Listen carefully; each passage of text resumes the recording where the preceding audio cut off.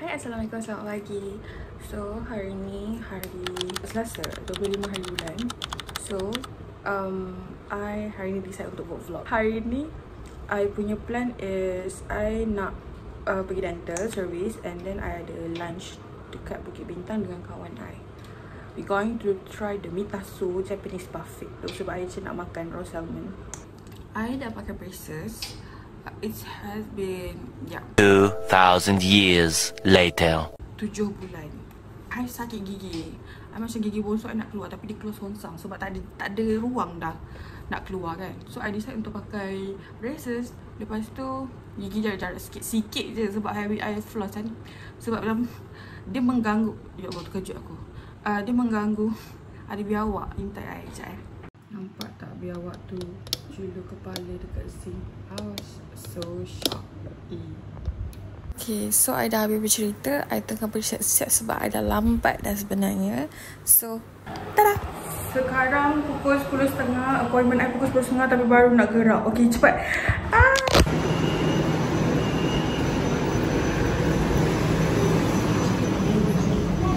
Okay, sekarang I dah sampai dekat Mutiara Damansara nak ke dental I.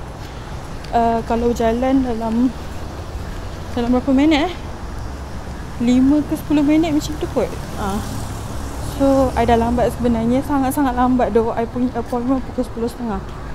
Tapi sekarang dah pukul 11.30. I need to rush.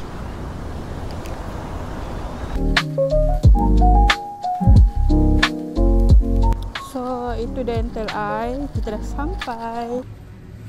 Okay, I dah siap review my braces. Hari ni I pakai power chain. I pakai fully power chain.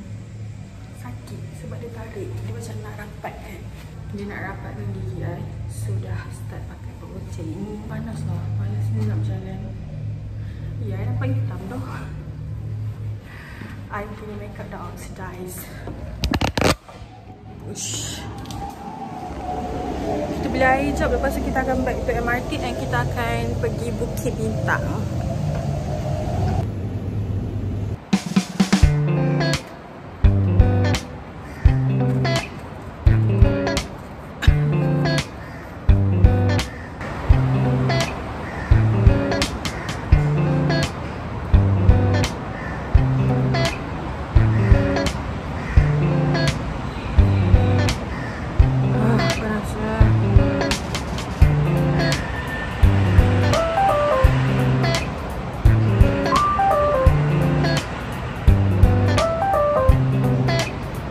Dekat sini I tak record sangat sebab I dah lapar sangat and then this time lunch hour sangat pack kedai dia.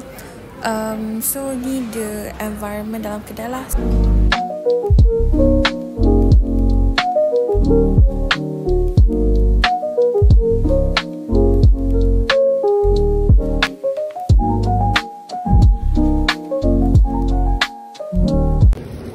Ni makcik I kirim roti Chinese